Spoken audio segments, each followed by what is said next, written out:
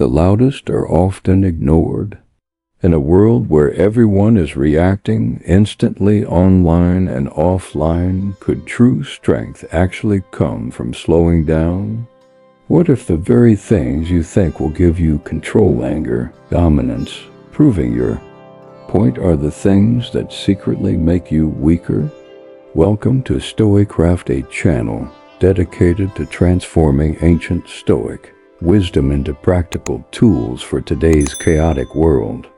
Here, we don't just study philosophy, we use it to build resilience, protect our peace, and live with clarity in the noise of modern life.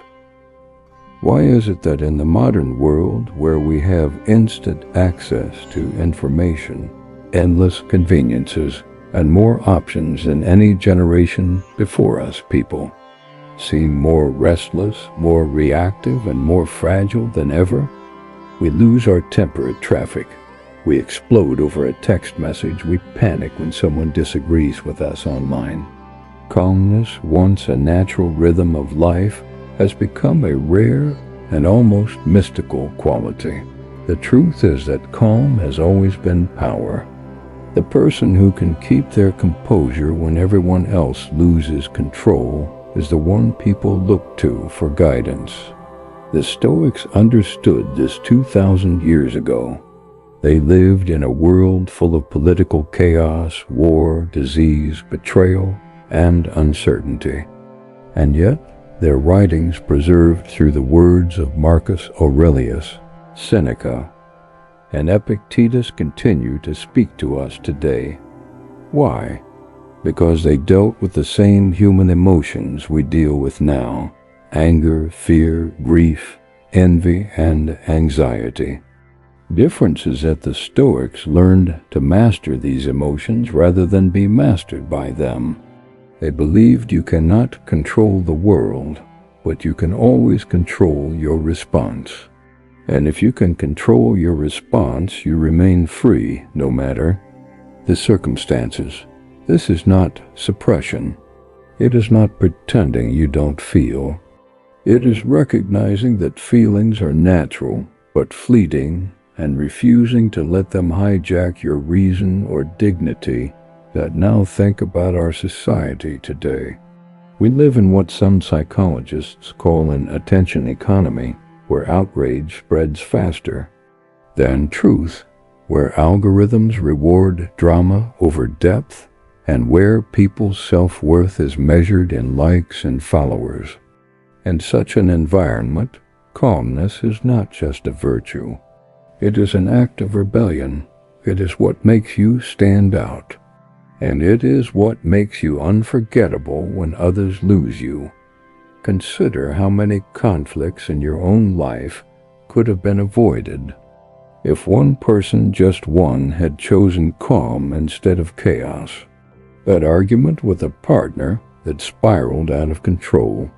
That workplace disagreement that turned into weeks of bitterness. That online debate that drained your energy and changed nothing. In each case, calmness could have been the difference between connection and conflict. This is why Stoicism is not just philosophy, it is survival.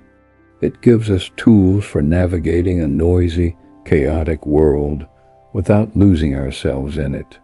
And when you embody these tools, something changes. People begin to notice. They realize that in a culture where everyone is pulled by impulse, you are guided by principle. In a world where everyone reacts, you respond. And when you are gone, they regret it, because they didn't just lose a person, they lost stability, wisdom, and peace. In this guide, we will explore 15 Stoic principles that train you to remain calm with anyone, under any circumstance. These are not abstract ideas reserved for philosophers in ivory towers. They are practical, lived truths that you can apply daily, whether in traffic, in boardrooms, in relationships, or in your private thoughts before bed. Each principle is both shield and sword, a shield against the chaos of others and a sword for carving out a life of dignity, strength, and calm. But before we dive in, let's challenge a common misconception. Many people think calmness means passivity, that being calm means being weak, indifferent, or unwilling to fight for yourself. The Stoics would laugh at this idea. Calmness is not weakness, it is control. Anyone can scream, panic, or lash out, but to remain composed under pressure that requires strength. Calmness is not surrender, it is mastery. And the people who master it are the ones others regret losing, because calm cannot be replaced by noise. So as we begin this journey, remember, you do not need to eliminate your emotions. You do not need to become stone.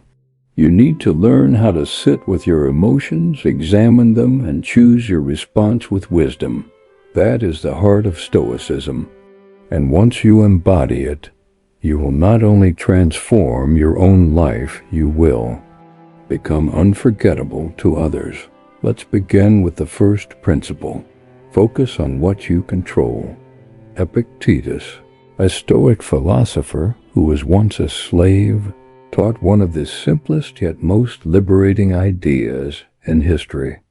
Some things are up to us, and some things are not. If you understand and apply this principle, you can walk through storms without being shaken. If you forget it, even small inconveniences will steal your peace. Most of our suffering doesn't come from reality. It comes from trying to control what we cannot. We rage at traffic as if our anger will make the cars move faster. We obsess over how others perceive us, as if we could crawl inside their minds and rewrite their thoughts. We replay old arguments, wishing we had said something different, as if the past could be rewritten. All of these battles drain us because they are unwinnable. The Stoics remind us your energy is sacred. Why waste it on things beyond your reach? Marcus Aurelius advised himself daily not to be disturbed by events outside his control.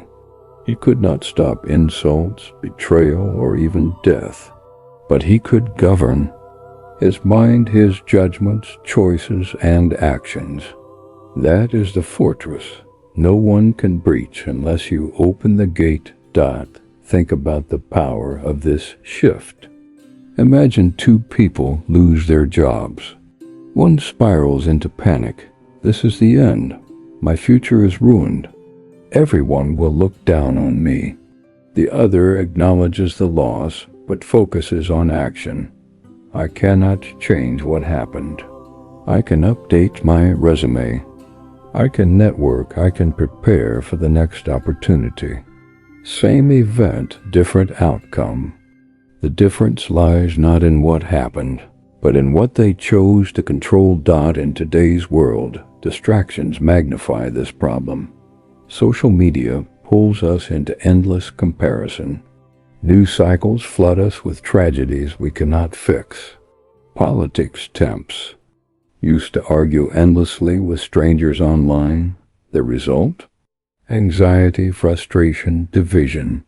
But if you step back and ask, what is truly within my control here? The noise quiets. You may not control the economy, but you can control how you budget.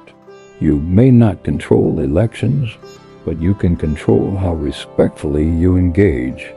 You may not control how others treat you, but you can control your boundaries. Here's a practical exercise. Draw 2 circles. In the first, write everything that worries you. In the second, write only what you can influence directly. Then commit. Spend your energy only inside the second circle. Each time your mind drifts toward the first, remind yourself it is wasted. Motion. This principle is not about indifference. It doesn't mean ignoring injustice or refusing to care. It means focusing your care where it can actually make a difference. You can't stop a storm, but you can build shelter.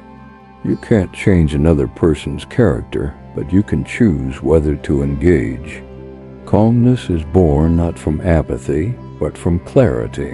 When you live this way, something remarkable happens. People notice your steadiness. They see that while others panic, you remain grounded. They may not admit it, but they admire it. And if they ever lose you, they will regret it, because they'll realize they lost someone who didn't just react, they led. So, remember this Stoic law: control is limited, but freedom is absolute. The moment you stop wasting energy on the uncontrollable, you reclaim your life.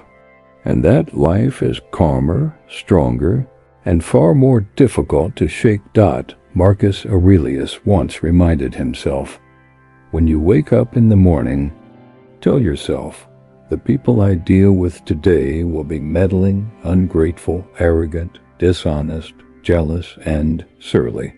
They are like this because they don't know good from evil. To the modern ear, this sounds pessimistic. But to the Stoics, it was preparation not for cynicism, but for peace. We lose our calm most often because we expect people to act differently from their nature. We expect fairness from the selfish, loyalty from the unreliable, maturity from the childish. And when they fail, we feel betrayed, as if the universe itself wronged us. But the truth is simpler. People act according to their character, not according to our wishes. Expecting otherwise is like being angry at fire for being hot. This doesn't mean we stop caring or withdraw from society. It means we stop being surprised. When someone gossips, betrays, or insults, the Stoic does not collapse into outrage. They think, of course, this is their nature, but my nature is mine to choose. And in that moment, they remain free. Consider how this plays out in daily life. At work, a colleague takes credit for your idea. One person explodes, plotting revenge, gossiping in return. Another accepts that some people crave recognition, but chooses to maintain professionalism and integrity. Which person keeps their peace? Which one earns long-term respect? Or think about family gatherings where old tensions resurface. The uncle who always provokes, the sibling who competes, the parent who criticizes. You could let them hook you into conflict year after year. Or you could remember, this is who they are. I cannot change them, but I can change my response. That clarity doesn't excuse bad behavior, but it prevents you from surrendering your calm to it. Modern psychology echoes this Stoic wisdom. Expectation gaps when reality doesn't match what we hoped for are a major cause of frustration. Lowering expectations doesn't mean lowering standards. It means aligning your expectations with reality. People are flawed just as you are. Once you accept that, you can engage with them from a place of understanding instead of disappointment. Here's a practical practice. Next time someone irritates you, pause and ask, what did I expect from this person? Is that expectation realistic, given their past behavior? Often you'll realize your anger comes not from their action, but from your unrealistic hope that they would act differently. This awareness alone can dissolve frustration. Seneca wrote, "We are more often frightened than hurt, and we suffer more in imagination than in reality." The same applies to people. We suffer more from what we imagined they would be than from who they really are. By accepting their nature, We suffer less and choose more wisely whom to keep close. And here's the paradox. When you stop expecting perfection, you actually see people more clearly. You can appreciate their strengths without being blindsided by their flaws. You can set boundaries without resentment. You can offer compassion without illusion. And this steadiness makes you unforgettable, because most people react. They rage at flaws, cling to expectations, and spiral into disappointment. But the one who accepts reality calmly becomes an anchor. And when that anchor is gone, regret fills the space, because others realize they lost someone who could handle life and people as they truly are. Seneca once said, "A gem cannot be polished without friction, nor a man perfected without trials." To the Stoics, adversity was not an interruption to life. It was the very training ground for life. Hardship was not an enemy, but a teacher. If you can learn to see adversity differently, you not only preserve your calm, you turn struggle into strength. Most people view adversity as unfair. They ask, "Why me? Why now?" They see obstacles as evidence that life is against them. But the Stoics flipped the script. They believed obstacles are opportunities. Marcus Aurelius wrote in Meditations, "The impediment to action advances." Action. What stands in the way becomes the way. Instead of fighting adversity, they absorbed it into their growth. Think of someone who loses a job. One person collapses into despair, defining themselves by the loss.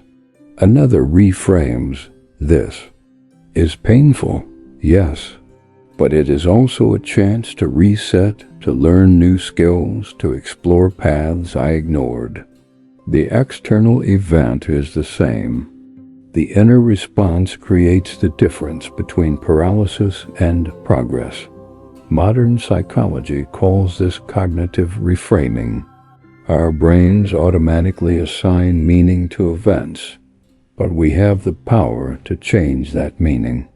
A breakup can mean, "I am unlovable," or it can mean, "I now have space to grow." A failure can mean, "I'm a failure," or it can mean, "I've learned what doesn't work." The facts don't change the story we tell about them, does. This doesn't mean pretending pain isn't real. The Stoics were not detached robots. They felt grief, loss, and frustration. But they believed emotions are signals, not sentences.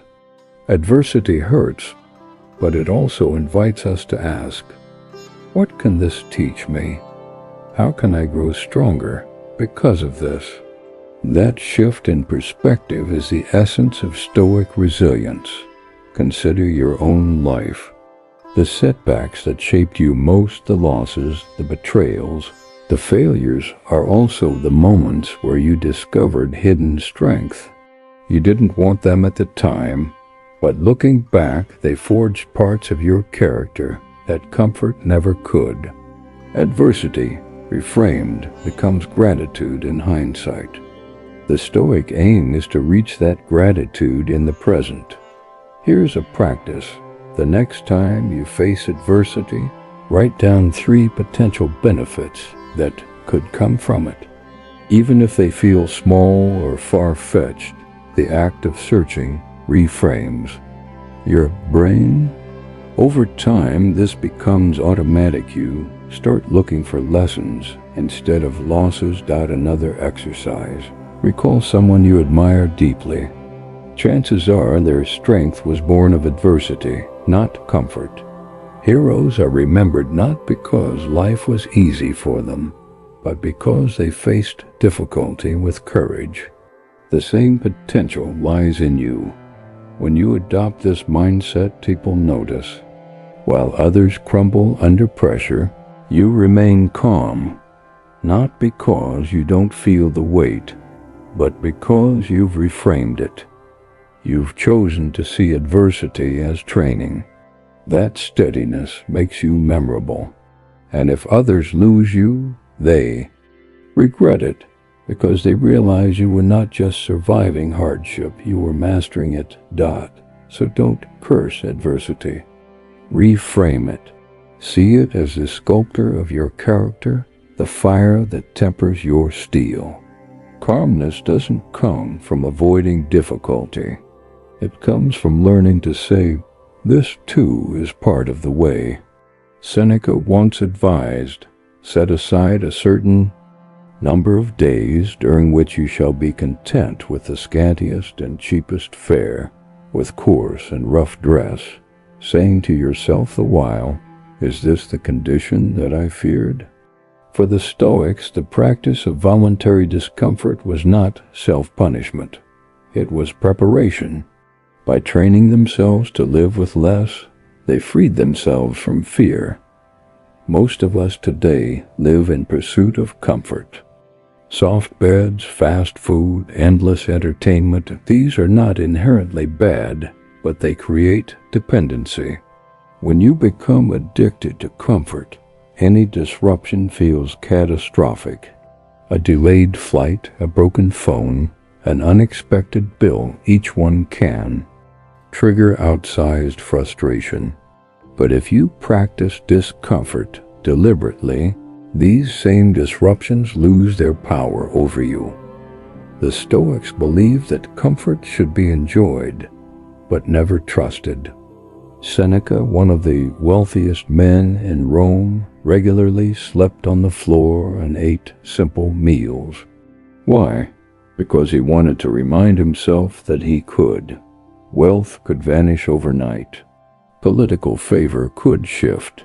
But if he had trained his body and mind to endure hardship, then nothing could truly shake him. In the modern world, voluntary discomfort is more relevant than ever. Our conveniences, while luxurious, have made us fragile. But small practices of discomfort can reverse this fragility. Try fasting for a day to prove that hunger is not unbearable. Take a cold shower to remind yourself that your body can adapt. Walk instead of driving. Turn off your phone for 24 hours. Each act of chosen discomfort strengthens resilience. Consider how this impacts calmness.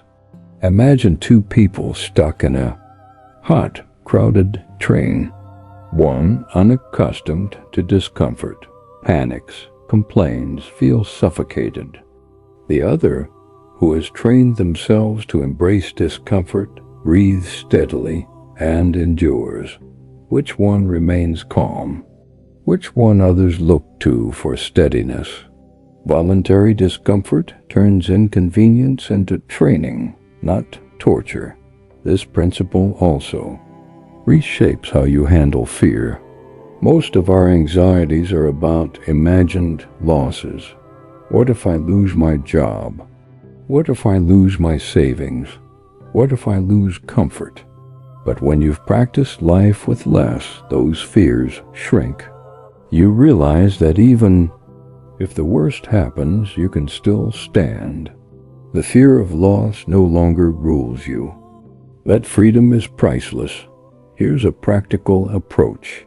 Once a week, choose one form of discomfort deliberately.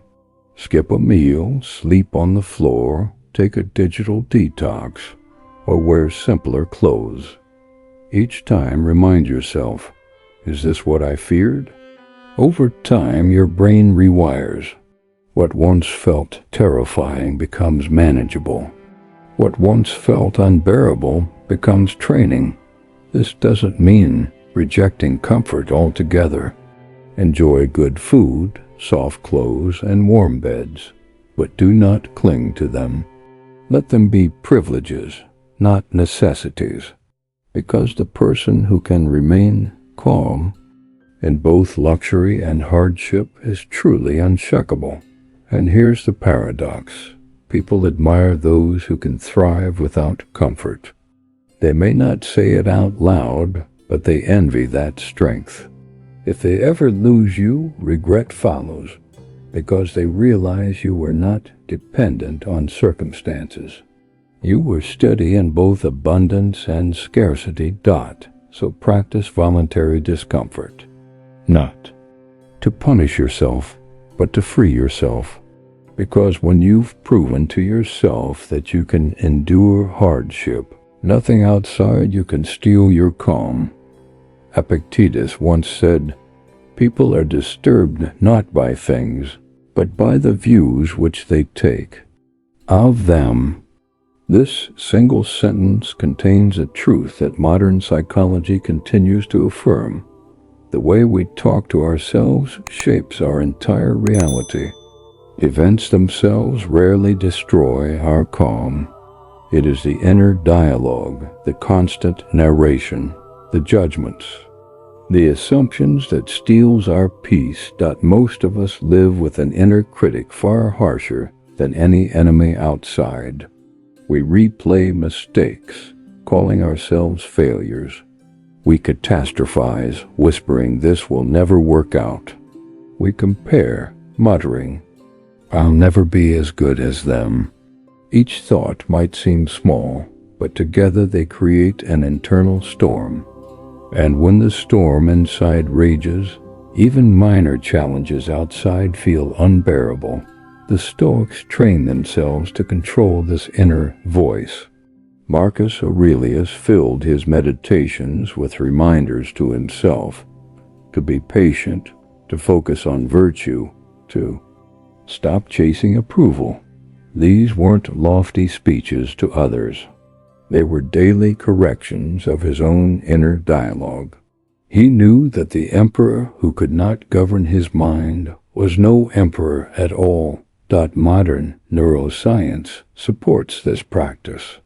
Studies show that self-talk directly impacts emotional regulation.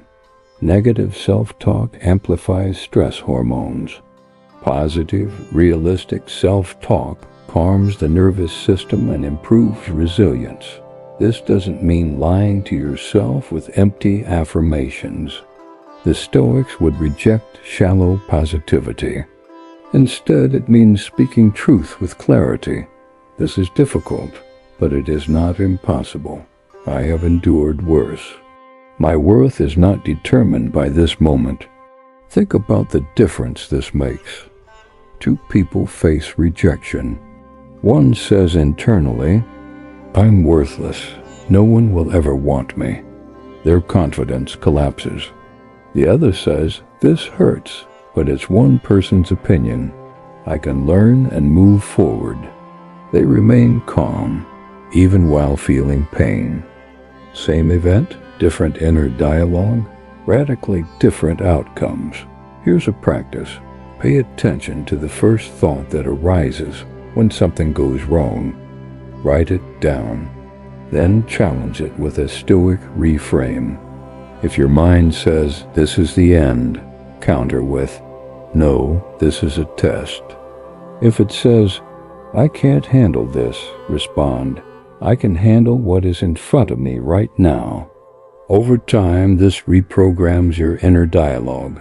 Another exercise, replace judgmental words with descriptive ones. Instead of "this is a disaster," say "this is unexpected." Instead of "I failed completely," say "this didn't work as planned." Words matter. By softening the language, you soften the storm. The beauty of controlling inner dialogue is that no one else can do it for you. It is the ultimate self-discipline. And when you master it, people notice. They see you face setbacks with composure. They wonder how you remain so steady. If they ever lose you, regret follows, not just because you were calm, but because your calmness inspired theirs. So remember this Stoic truth. The voice in your head is either your jailer or your liberator. Control it wisely, and you will never lose your calm with anyone or anything. Seneca wrote, "The greatest remedy for anger is delay. Few practices protect our calm as effectively as the simple pause. In moments of provocation, the instinct is to react, raise your voice, fire back an email, prove your point. But those first impulses are almost always the worst ones. The Stoics taught that a pause, even a brief one, can turn chaos into clarity. Think about how many conflicts in your life escalated because no one paused. A text was misread, and instead of asking for clarification, you assumed the worst and replied with sharp words. A colleague questioned your idea, and instead of listening, you snapped back defensively. A loved one made a careless remark, and you exploded, creating wounds that outlasted the moment. In each case, the trigger wasn't fatal. The reaction was. The Stoics understood that between stimulus and response lies freedom. You cannot stop others from provoking you, but you can stop yourself from reacting immediately. Marcus Aurelius reminded himself daily to meet insults and misfortune with patience. He knew that the pause was not weakness, it was power. To wait is to choose your response rather than letting impulse choose for you. Modern neuroscience confirms this wisdom. The brain's amygdala reacts instantly to perceived threats, flooding the body with stress hormones. But if you pause even for a few breaths, you activate the prefrontal cortex, the rational part of the brain. This short delay allows reason to return, giving you the chance to respond with clarity instead of chaos. Here's a simple exercise. The next time you feel anger rising, take 3 slow breaths before speaking. Count them. By the time you exhale, the heat will have cooled just enough for reason to step in. Another method, delay written responses. Draft the email, but wait an hour before sending. Often you'll soften the tone or decide silence is better. The Stoics also practiced perspective during the pause.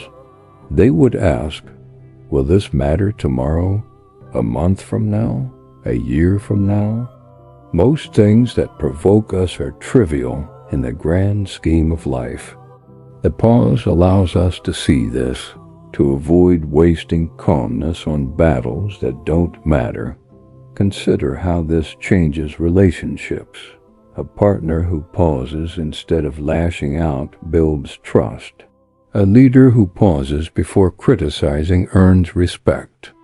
A friend who pauses before judging offers compassion. These small moments of restraint accumulate into a character others admire. And when such a person is gone, regret lingers because calm restraint is far rarer than quick reaction. This doesn't mean silence in every case. Some situations demand firm, immediate action. But even then, the pause allows that action to be deliberate, not impulsive. Calmness is not about hesitation, it is about precision. So remember Seneca's wisdom. Delay is the remedy. Pause before responding. Let the wave of impulse pass, and then choose the response that reflects who you want to be. In that pause lies your freedom, and in that freedom lies unshakable calm. Marcus Aurelius wrote, just that you do the right thing. The rest doesn't matter. To the Stoics, the measure of a life was not success or failure, wealth or poverty, praise or criticism. The measure was virtue living with wisdom, justice, courage, and self-control. When you focus on outcomes, you hand your calm to chance. When you focus on virtue, you anchor it within yourself. The modern world constantly tempts us to chase outcomes. We measure ourselves by promotions, salaries, likes, and recognition. If we get them, we feel good. If we don't, we feel worthless. This dependence makes us fragile. Outcomes are not fully in our control. Virtue always is. Consider two entrepreneurs. Both work tirelessly, but only one succeeds financially. Did one live more wisely than the other? Not necessarily. The outcome depended on markets, timing, and luck. But what was within their control, their integrity, their effort, their treatment of others, was what truly defined them. The Stoic entrepreneur measures themselves not by the numbers in the bank, but by whether they lived in alignment with virtue. Focusing on virtue also transforms relationships. Many people love conditionally. I will treat you kindly if you treat me kindly. I will be loyal if you are loyal. But the Stoic reverses this. I will act with virtue regardless of what others do. That doesn't mean tolerating abuse or naivety. It means not letting someone else's behavior dictate your own. If they lie, you still speak truth. If they betray, you still maintain dignity. In this way, your calm remains intact. Seneca warned that chasing outcomes leads to endless anxiety. You win one victory and immediately fear losing it. You gain wealth and immediately fear poverty. Virtue frees you from this trap. If your goal is to live wisely and justly, success is always within reach because nothing external can prevent it. Here's a practice. Before any action, ask, what is the virtuous thing to do here? Not, what will make me look good? Or, what will guarantee success? Simply, what aligns with wisdom, justice, courage, or self-control? Make that your compass. Another exercise. At the end of the day, reflect not on outcomes, but on virtues. Did I act with patience? Did I keep my word? Did I treat others fairly? These questions build a deeper peace than tallying wins and losses. The paradox is that by focusing on virtue, you often achieve better outcomes anyway. People trust the honest leader. They admire the just friend. They follow the courageous example. But even if outcomes don't align, your calm does not collapse, because your measure of success was never external. When you embody this, people notice. In a world obsessed with winning, you stand out by living rightly. And if they lose you, regret follows, because they lost someone who valued principles over results, a person who could not be corrupted by circumstance. So let outcomes come and go. Anchor yourself in virtue, because the world cannot always reward you, but it can never take away the dignity of living with integrity. That is the calm that endures. At the end of each day, Seneca would ask himself 3 questions. What bad habit have you cured today? What fault have you resisted? In what respect are you better? Reflection was not optional for the Stoics. It was training. Just as soldiers sharpen their weapons after battle, philosophers sharpen their minds after living. Most people move from one day to the next without pausing. They repeat the same mistakes because they never examine them. They seek constant distraction, television, social media, noise, because silence forces them to face themselves. But growth requires facing yourself honestly. The Stoics believe that reflection is not about guilt or shame. It is about clarity. Marcus Aurelius's Meditations is a perfect example. It was not written for the public. It was his private journal, a place to remind himself of his values, to admit his failings, to rehearse wisdom. Through reflection, he trained his mind to stay calm amid the storms of ruling an empire. If the most powerful man in the world needed reflection, so do we. Modern psychology agrees. Studies show that self-reflection increases emotional intelligence, resilience, and decision-making. But it must be done with compassion. Harsh self-criticism paralyzes. Gentle, honest reflection empowers. The Stoics practiced the latter. They asked, "What can I learn?" Not, "Why am I such a failure?" Consider how this plays out. You snap at a colleague in frustration.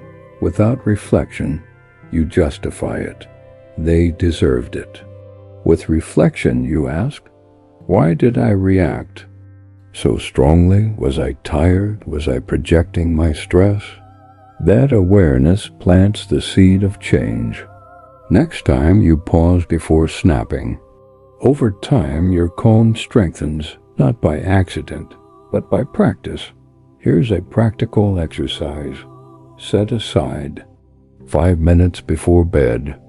Write down one moment where you stayed calm and one where you lost it. Ask yourself what made the difference. No excuses, no harsh judgment, just awareness. Over weeks, patterns will emerge. You'll discover triggers, weaknesses, and strengths. This awareness is the raw material of growth. Another practice. Morning reflection. Before the day begins, imagine potential challenges. Who might irritate you? What pressures await? Prepare your mind in advance, just as soldiers prepare for battle. Marcus Aurelius did this daily. By expecting difficulty, he robbed it of its sting. Reflection transforms mistakes into teachers and victories into encouragement. Without it, life is just repetition. With it, life becomes training. You begin to see yourself not as a finished product, but as a work in progress. That humility creates calm. You no longer fear failure because you know it can be examined and learned from. When others see this habit in you, your ability to admit mistakes without crumbling, your steady growth, they admire it. And if they lose you, regret follows, because they realize they lost someone who didn't just live but learned. Someone who used every day as practice, not performance. So make reflection your discipline, not to punish, but to prepare. Because calm is not built in moments of crisis. It is built in the quiet reviews that shape how you face the next one. The Stoics carried with them a phrase that often unsettles modern ears. Memento mori, remember that you will die. To many, this sounds grim or morbid, but to the Stoics it was not a call to despair, it was a call to clarity. By remembering the brevity of life, they learned to focus on what truly matters and let go of everything else. Marcus Aurelius wrote, "You could leave life right now. Let that determine what you do and say and think." He wasn't trying to depress himself. He was sharpening his awareness. Mortality is not an optional fact. It is the most certain truth we all share. Yet most people live as if time were infinite, as if they could afford to waste days in anger, in gossip, in meaningless distraction.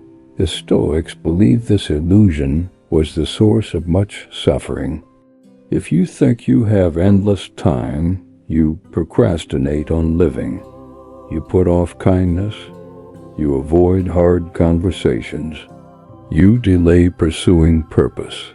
But when you remember life is short, urgency enters, not panic, but focus. Suddenly, the petty insults that once consumed you seem trivial. The endless scrolling, the grudges, The envy, they all fade when measured against the reality that your days are numbered. Modern psychology echoes this. Research on mortality salience, the awareness of death, shows that people who reflect on mortality often live with greater meaning and make wiser choices. Instead of wasting energy on appearances, they focus on values, relationships, and legacy. Memento mori, properly understood, is not about fearing death, but about embracing life. Think about how this transforms calmness. If you remember that life is fragile and short, do you really want to spend it yelling at strangers in traffic? Do you want to ruin a precious day over someone's careless words? Do you want to waste hours replaying a mistake you cannot change? The Stoics would say, of course not. Life is too short for such noise. Here's a practical exercise. Each morning, remind yourself, this day is a gift. It could be my last. How do I want to live it? Not in morbid fear, but in gratitude. Each evening, review. Did I live today as if it mattered? This simple practice brings urgency to virtue and calm to chaos. Another exercise. Walk through a cemetery or simply reflect on people you once knew who are no longer here. Notice how quickly life moves. One day, you, too, will be only a memory.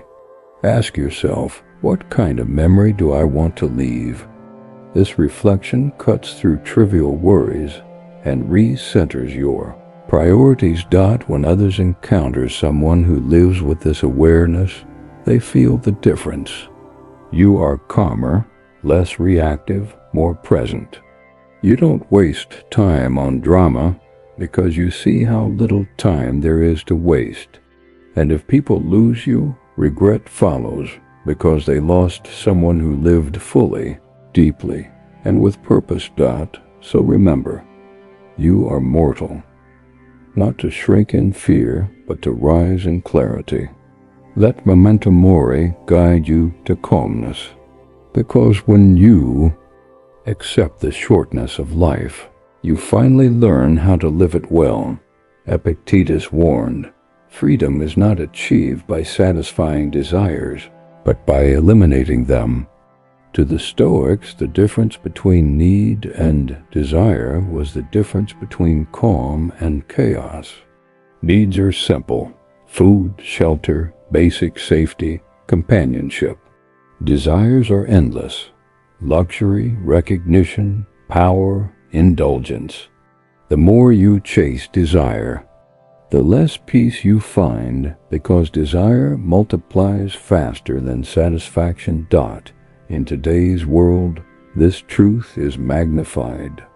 Modern consumer culture thrives on convincing us that desires are needs. Advertisements tell us we don't just need clothes, we need brands. We don't just need a phone, we need the latest upgrade. We don't just need food, we need gourmet perfection. The result? People feel restless and deprived even in abundance.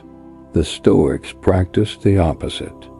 They trained themselves to enjoy what was necessary and treat desires as optional. Seneca reminded himself that wealth is not owning much, but needing little. Marcus Aurelius, despite being emperor, warned against luxury corrupting the soul. Their calmness came not from having everything, but from not needing everything. Consider the difference in daily life. One person orders coffee, and the barista makes a small mistake. They erupt. This isn't what I wanted. Their peace collapses over a preference. Another accepts it calmly. It's fine, I have what I need. The difference is perspective. Desires inflate problems. Needs simplify them. Here's a practice. The next time you feel upset, ask yourself, was a true need denied or just a desire? If your health, safety, or dignity is intact, then most frustrations are about desires, extra comforts, recognition, convenience. Naming this truth shrinks the problem instantly. Another exercise. Occasionally choose the simpler option even when the luxurious one is available. Eat a basic meal, wear plain clothes, spend a day offline. Remind yourself, I am fine with little. This Stoic training strengthens calm because it loosens the grip of desire. Modern psychology echoes this. Wisdom. Research shows that beyond a certain level of comfort, more wealth does not significantly increase happiness. Instead, gratitude for what we already have matters far more. The Stoics practice gratitude as a shield against endless desire. When you embody this principle, people notice. You are not constantly restless, not endlessly chasing the next thing. You radiate contentment in a world addicted to more. And when others lose you, regret follows, because they realize they lost someone who was grounded, not greedy. Calm, not craving. So distinguish needs from desires. Fulfill the first with gratitude, restrain the second with wisdom. Because calmness is not having everything. It is knowing you don't need everything to be at peace. Epictetus told his students, if anyone tells you that a certain person speaks ill of you, do not make excuses about what is said of you, but answer, he was ignorant of my other faults. Else he would not have mentioned only these. This line reveals the Stoic way of handling insults, not with rage, but with indifference, even humor. Most people lose their calm because they take words as weapons. Someone criticizes and they burn for days. Someone mocks and they rehearse comebacks in their head.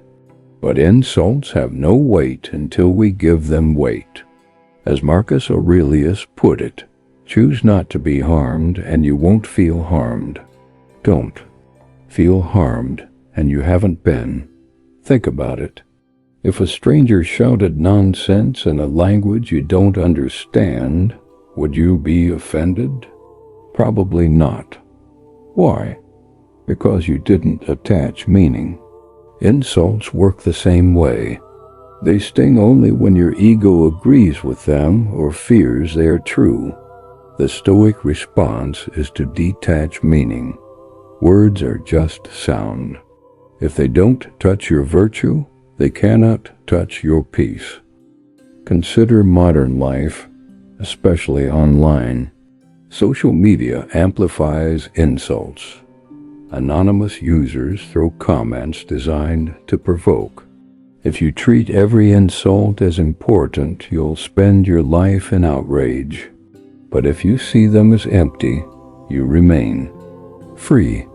Calmness online is a superpower, and those who master it stand apart.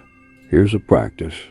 When insulted, pause and ask, is this true? If yes, treat it as feedback and improve. If no, discard it as noise.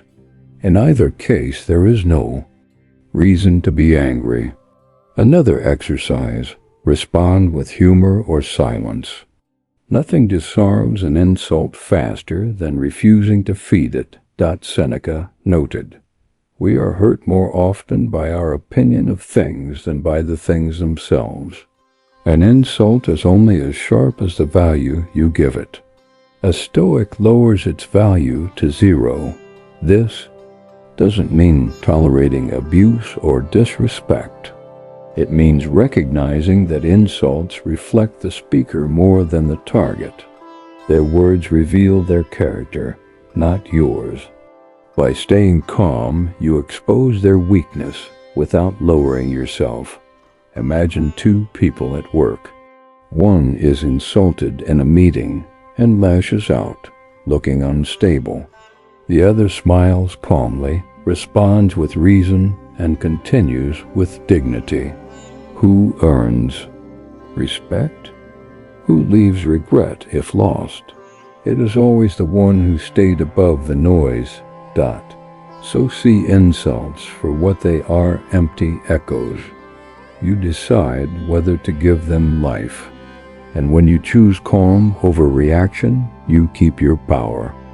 That is what makes you unforgettable.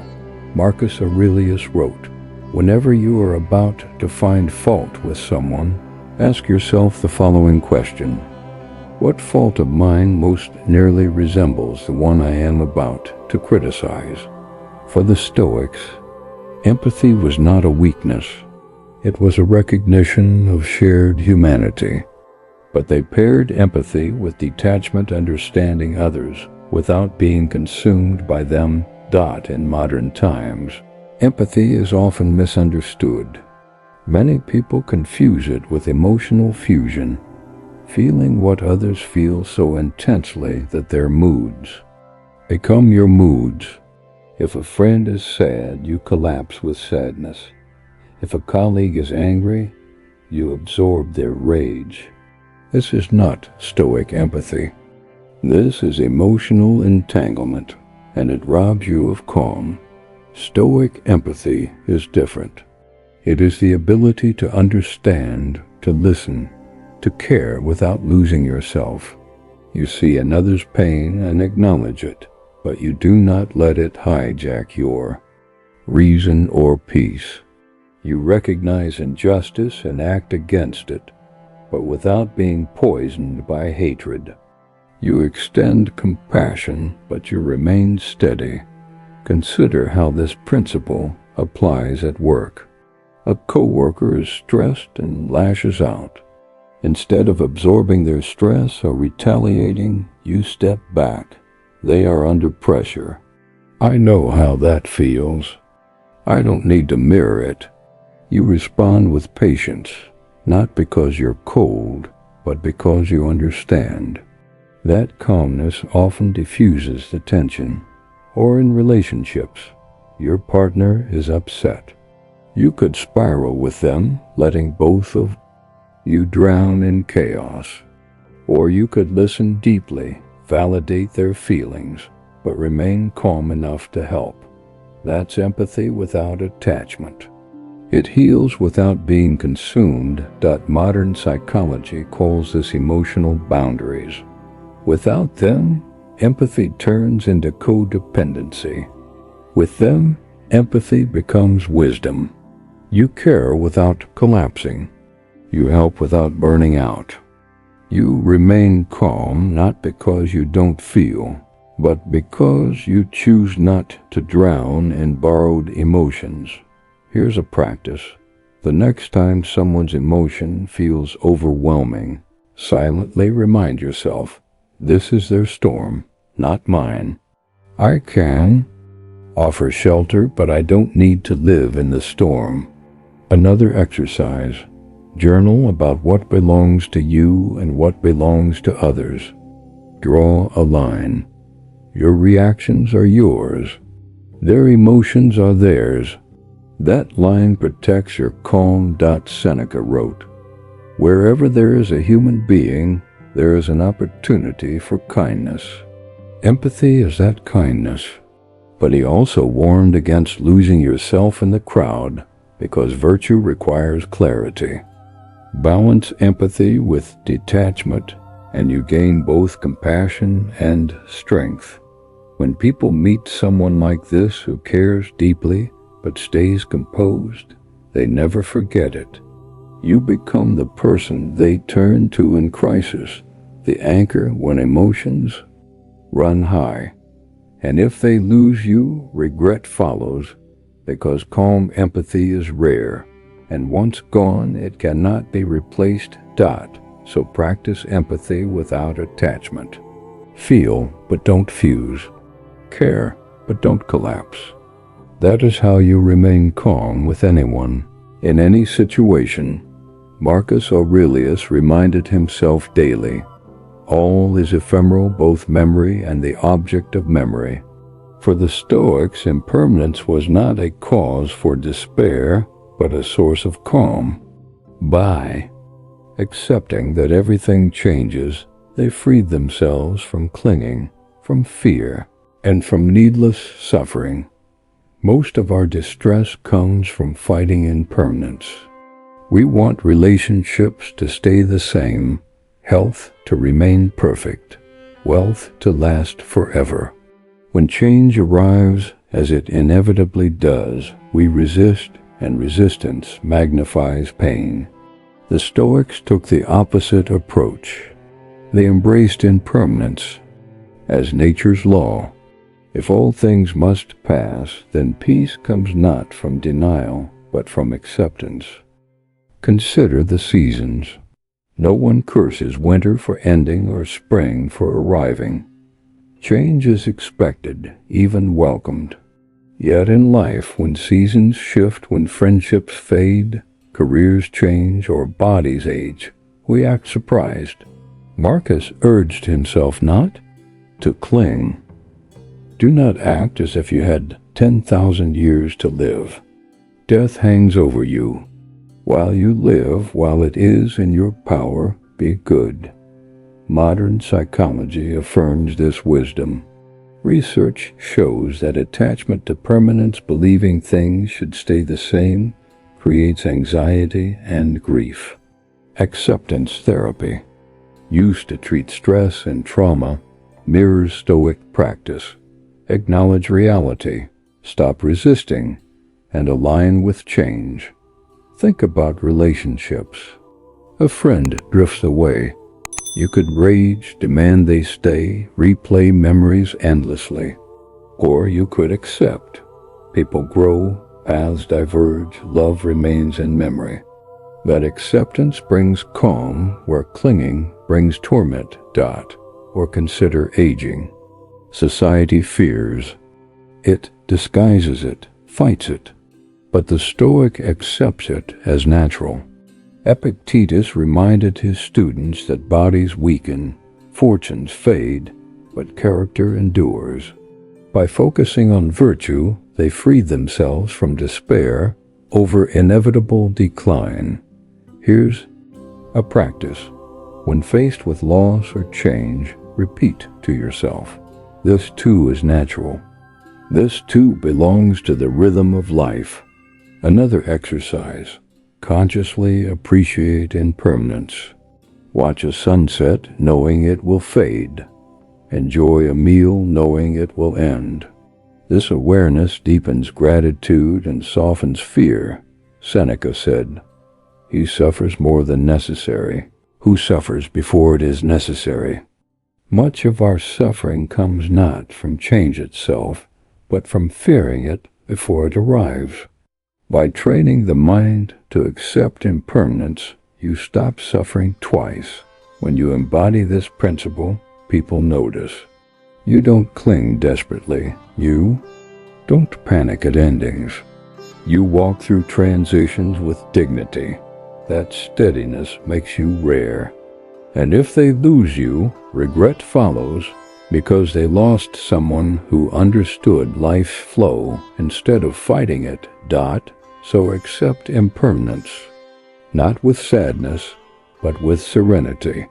For in letting go of permanence, you hold more fully to the present, and nothing steals your calm.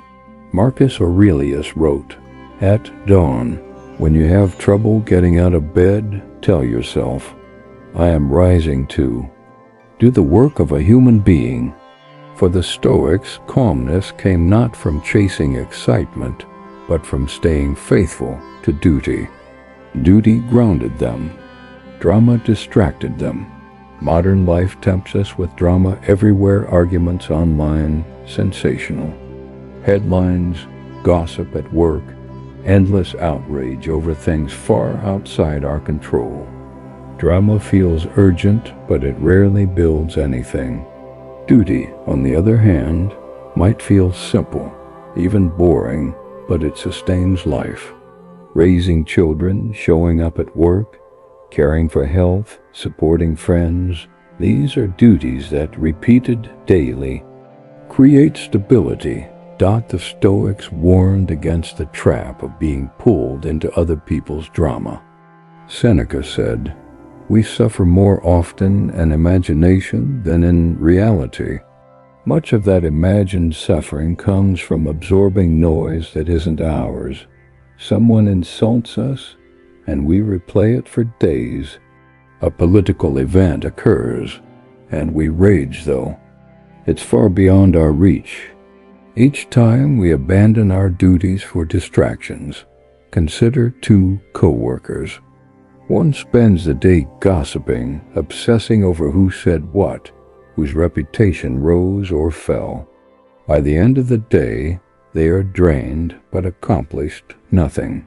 The other quietly completes their work, supports the team, and goes home with a sense of fulfillment.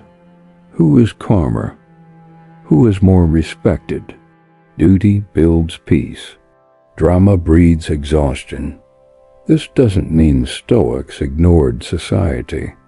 Marcus, as emperor, dealt with wars, politics, and crises. But he approached them through duty, not vanity. He asked, "What is required of me right now?" Not "how can I appear impressive?" That mindset protected his calm, even under immense pressure. Here's a practice. When faced with stress, ask yourself, is this my duty or just drama? If it's duty, something within your role and responsibility, focus on it with clarity. If it's drama, noise, gossip, unnecessary conflict, step away. Another exercise. List your 3 primary duties each morning. Commit to them before touching distractions. Modern psychology supports this. Studies show that purpose-driven living reduces anxiety and increases resilience. People anchored in duty weather storms better because they have clarity about what matters. The paradox is that those who focus on duty, not drama, often achieve more influence. People admire their steadiness, their reliability. They trust them because they don't waste time on noise.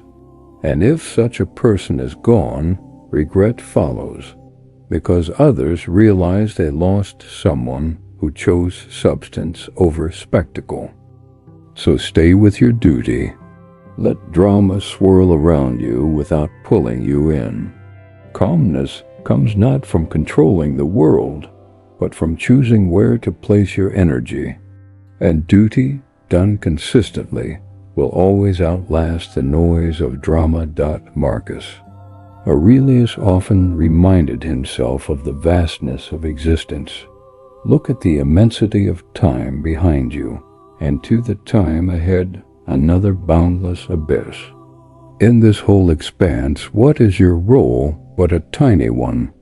This perspective was not meant to make him feel insignificant. It was meant to free him. By seeing life in the context of the whole, personal troubles shrink to their proper size. Most of us lose calm because we magnify small things. A delayed email feels like a catastrophe. A single rude comment ruins a day. A minor failure feels like the end of everything. But step back, zoom out, and you realize how small these things really are. The Stoics trained themselves to keep this cosmic perspective, and in doing so, they kept their balance. Imagine looking at Earth from space. From that view, the argument you had at work doesn't even exist. The embarrassment from yesterday's mistake evaporates. The anxieties that keep you awake at night lose their grip. This isn't escapism, it's perspective. You still face responsibilities, but you stop giving trivialities the power to steal your peace. Modern psychology calls this cognitive distancing. By stepping back, you weaken the emotional charge of a problem. The Stoics practiced this daily. Marcus would remind himself that the emperor himself would one day be dust, his enemies dust, his struggles dust. Seen in that light, why lose calm over fleeting noise? Here's a practice. When troubled, imagine your life from the view of history. Will this matter in 10 years, 100 years? Or imagine looking back from your deathbed. Would you want to have wasted energy on this? Often the answer is clear. It doesn't matter as much as it feels now. Another exercise. Study nature. Watch the ocean waves, the stars, the turning of seasons. Nature reminds us that life is bigger than our individual dramas. We are part of a whole, a single thread in an infinite tapestry. That perspective humbles the ego and calms the mind. Seneca said, "We are all parts of one great body." When you remember this, compassion grows, anger shrinks, and gratitude deepens. You see that your role is not to control everything, but to play your part with dignity and let the rest unfold. When others encounter someone who lives with this perspective, they feel it. You don't panic over small setbacks. You don't inflate your importance. You carry yourself with steady humility. And if they lose you, regret follows, because they realize they lost someone who saw clearly and lived calmly. So keep perspective of the whole. You are part of something vast, and that vastness can either frighten or free you. For the Stoic, it is freedom, the freedom to let go of petty anxieties and hold fast to virtue. And in that freedom, you will never lose your calm. If these 15 principles spoke to you, I want to hear from you. Drop a comment below. Which Stoic principle do you most need in your life right now? And if you're ready to go deeper, don't stop here. Check out the StoicCraft playlist waiting for you. Each video is designed to strengthen your mind, sharpen your calm, and remind you that no matter what the world throws at you, your inner fortress is yours to build. So subscribe, join this community, and let's walk this path together, crafting lives of resilience, calm, and unshakable strength.